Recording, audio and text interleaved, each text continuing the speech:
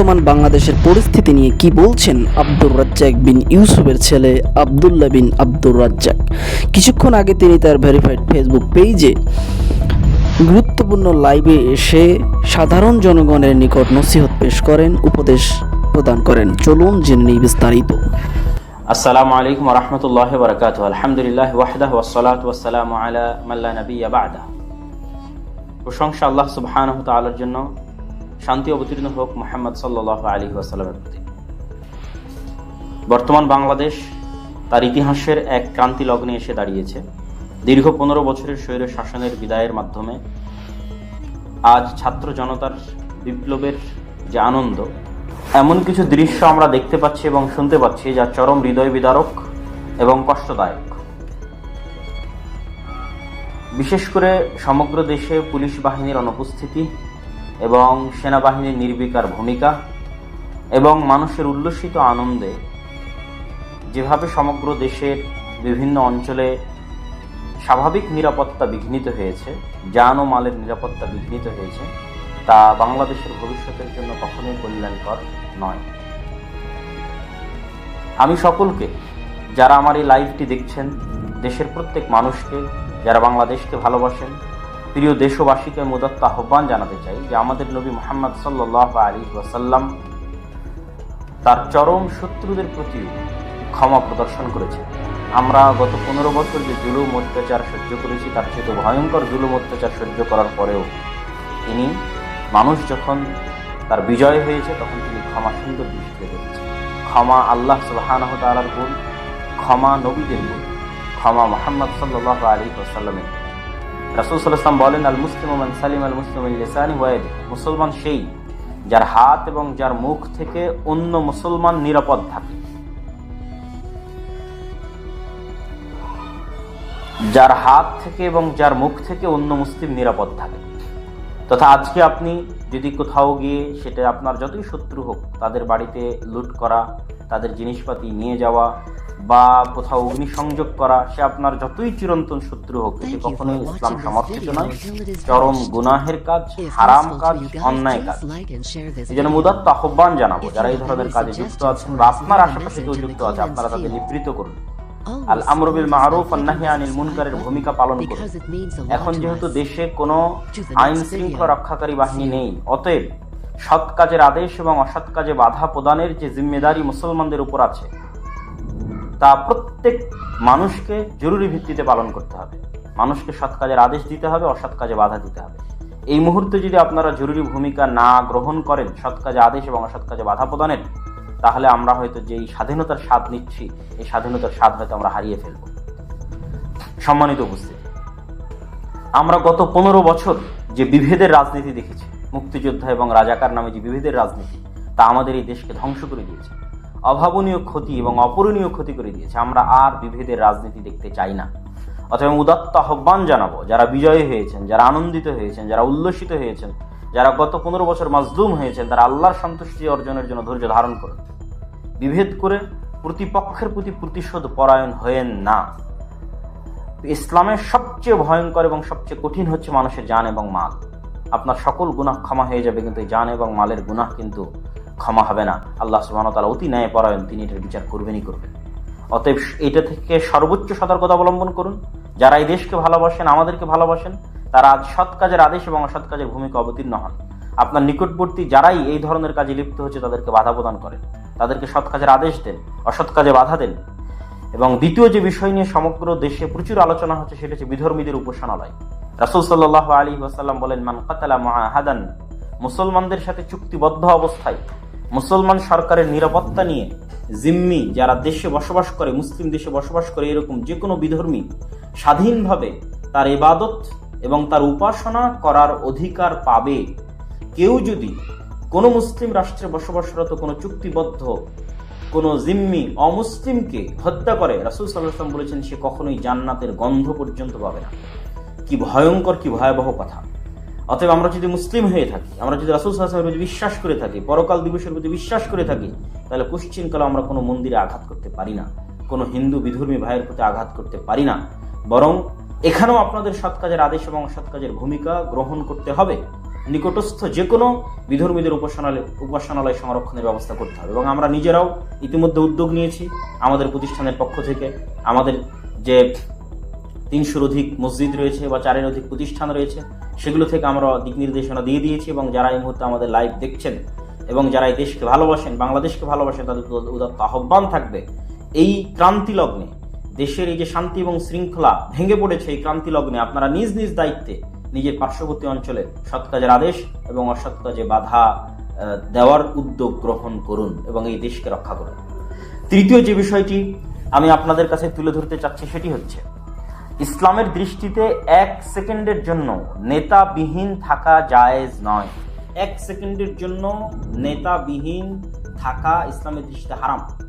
আমরা এখন ইতিমধ্যেই 24 ঘন্টার কাছাকাছি পার করে ফেলেছি। এই রাষ্ট্রের কোনো অভিভাবক এবং এই রাষ্ট্রের কোনো নেতা নেই। অতএব জরুরি ভিত্তিতে আমাদের ছাত্র ভাইয়েরা যে ব্যক্তিকেই তাদের নেতা হিসেবে ঘোষণা করুক না কেন, এই দেশের নেতা হিসেবে ঘোষণা করুক না কেন, আপাতত জরুরি ভিত্তিতে সেই দেশের শান্তি এবং শৃঙ্খলা রক্ষার জন্য, মানুষের জান এবং মালের হেফাজতের জন্য, আমাদের যদি তার সাথে ব্যক্তিগত কোনো সমস্যাও থেকে থাকে, ধর্মীয় কোনো সমস্যাও থেকে থাকে, তবে বৃহত্তর স্বার্থে, দেশ ও জাতির বৃহত্তর স্বার্থে জান ও মালের হেফাজতে আপাতত সেটি মেনে নেওয়াকে এবং তার প্রতি আনুগত্য প্রদর্শনকে সেনাবাহিনীর প্রতি, দেশের সেনাবাহিনীর প্রতি, দেশের যারা সরকারি দায়িত্বশীল আছে তাদের প্রতি এবং সাধারণ জনগণের প্রতি উদাত্ত আহ্বান জানাচ্ছি। বিপ্লবী ছাত্র জনতা যারা আন্দোলনকে সফল করেছে, তারা যাকেই এই দেশের অস্থায়ী দায়িত্ব দেওয়ার প্রয়োজন মনে করছে, তার প্রতি দেশের সেনাবাহিনী এবং সাধারণ জনগণের অতি দ্রুত আনুগত্য প্রদর্শনের জন্য আমি উদাত্ত আহ্বান জানাচ্ছি। আজকের দিনের মধ্যে এই আনুগত্য প্রদর্শন যদি না হয়, তাহলে এই দেশের স্বাধীনতা, আমরা যে স্বাধীনতার উল্লাস করছি, এই স্বাধীনতা হয়তো আমরা যে কোনো মুহূর্তে হারিয়ে ফেলতে পারি। ইসলামের দৃষ্টিতে নেতাবিহীন, রাষ্ট্রীয় নেতাবিহীন 1 সেকেন্ড বসবাস হারাম এবং এই মৃত্যুকে জাহিলিয়াতের মৃত্যু বলা হয়েছে। অতএব জরুরি ভিত্তিতে আমাদের ছাত্র ভাইদের এবং ছাত্র জনতার এই সহযোগিতা করতে হবে আমাদেরকে ইনশাআল্লাহ। এবং আমি এখানে আরেকটি বিষয় তুলে ধরতে চাই। আমরা গত 50 বছর পারিবারিক লেজুর বৃত্তির রাজনীতি দেখেছি এই দেশে, দালালির রাজনীতি দেখেছি এই দেশে।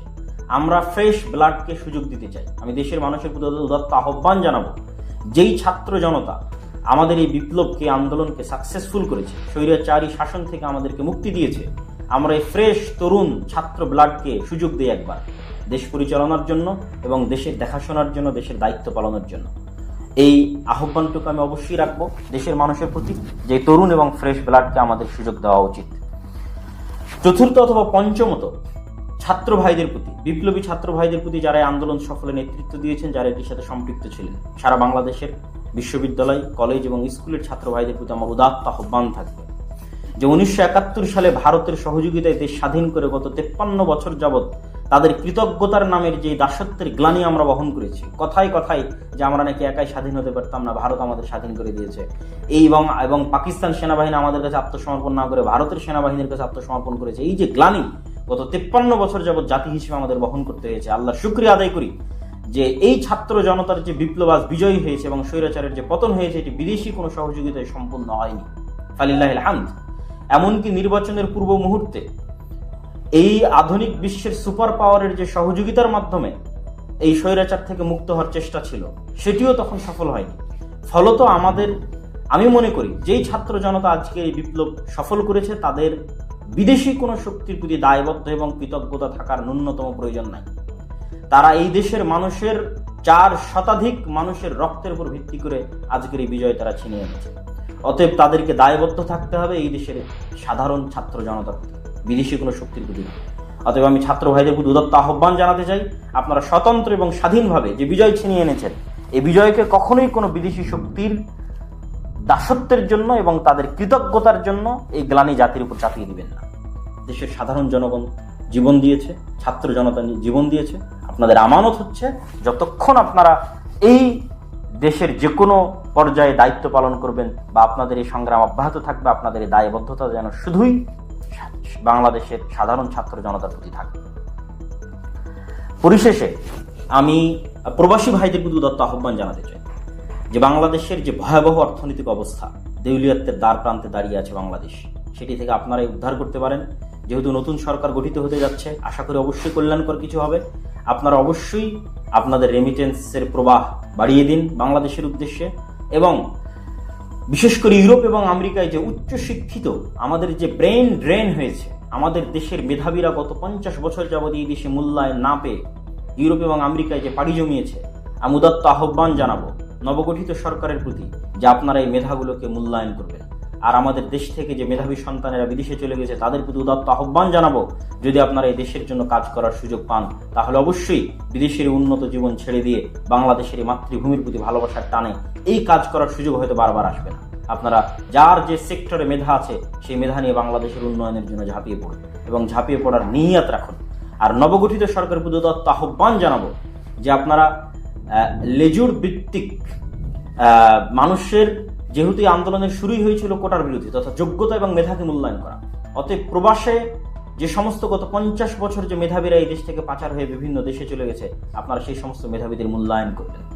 কোনো প্রকার বাস বিচার ছাড়া শুধুমাত্র মেধার ভিত্তিতে প্রবাসীদের আহ্বান জানাবেন যেন ইউরোপ এবং আমেরিকা থেকে আমাদের মেধাবী ছাত্র, মেধাবী শিক্ষক, মেধাবী গবেষক, মেধাবী টেকনিশিয়ান, মেধাবী ইঞ্জিনিয়ার সকলেই যেন এই দেশে এসে এই দেশের উন্নয়নের জন্য ঝাঁপিয়ে পড়ে এই দেশের উন্নয়নের জন্য কাজ করে। সম্মানিত উপস্থিতি, আজকের আমার এই বক্তব্যটা অতি জরুরি ভিত্তিতে কিছু দিক নির্দেশনা দেওয়ার জন্য ছিল।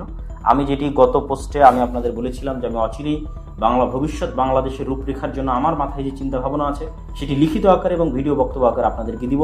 আশা করছি সেটি আজকে রাতে অথবা আগামীকাল সকাল হতে হতে ইনশাল্লাহ আপনারা প্রথমত শুরুতে আগে ভিডিও আকারে পাবেন, তারপরে ইনশাল্লাহ সময় সাপেক্ষে লিখিত আকারেও আমি ভবিষ্যৎ বাংলাদেশ নিয়ে আমার যে রূপরেখা আছে সেটি পেশ করবো ইনশাআল্লাহ। তো সেই ভিডিওটি অবশ্যই দেখবেন। আর আজকে এই ইনস্ট্যান্ট সময় দেশে জাতির প্রতি যে সংক্ষিপ্ত আহ্বান জানালাম, প্রথমত প্রতিশোধ পরায়ণ না হওয়া, ক্ষমা করে দিন, অন্তর থেকে ক্ষমা করে দিন, আল্লাহর সন্তুষ্টির জন্য ক্ষমা করে দিন।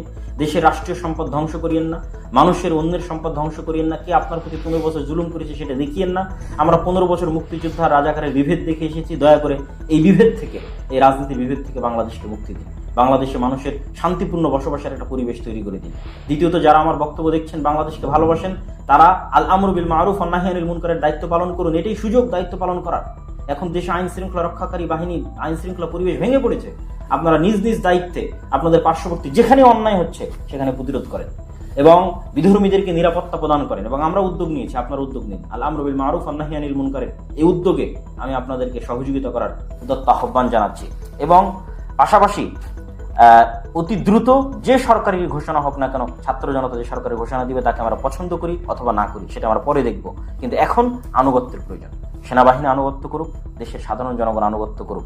পাশাপাশি ছাত্র জনতার প্রতি উদাত্ত আহ্বান থাকবে, আপনারা শুধু এই দেশের মানুষের রক্তের উপর ভিত্তি করে বিজয় ছিনিয়ে এনেছেন, অতএব বিদেশি কোনো রাষ্ট্রের প্রতি যেন আপনাদের দায়বদ্ধতা না থাকে, আপনাদের দায়বদ্ধতা যেন শুধু এই রাষ্ট্রের জনগণের প্রতি থাকে। এই উদাত্ত আহ্বান জানিয়ে আমি আজকে আমার এই সংক্ষিপ্ত বক্তব্য এবং সংক্ষিপ্ত আলোচনা এখানেই শেষ করছি। আশা করি বাংলাদেশের ভবিষ্যৎ উজ্জ্বল হবে, আল্লাহ বাংলাদেশের স্বাধীনতাকে অক্ষুণ্ণ রাখবে, এই ভূখণ্ডে আমাদের পরবর্তী প্রজন্ম স্বাধীন হিসেবে জীবনযাপন করতে পারবে। এই আশা, এই দোয়া আল্লাহ সুবহানাহু ওয়া তাআলার দরবারে রেখে দেশবাসীর প্রতি সংক্ষিপ্ত বক্তব্য, দেশ ও জাতির প্রতি সংক্ষিপ্ত বক্তব্য শেষ করে এখানে বিদায় নিচ্ছি। ইনশাআল্লাহ পরবর্তী ভিডিওতে অবশ্যই বাংলাদেশের ভবিষ্যৎ রূপরেখা দেখার এবং সেটি ব্যাপক হারে প্রচার করার উদাত্ত আহ্বান জানিয়ে আমার বক্তব্য এখানেই শেষ করছি। ওয়া আখিরু দাওয়ানা আলহামদুলিল্লাহি রাব্বিল আলামিন। আসসালামু আলাইকুম ওয়া রাহমাতুল্লাহি ওয়া বারাকাতুহু।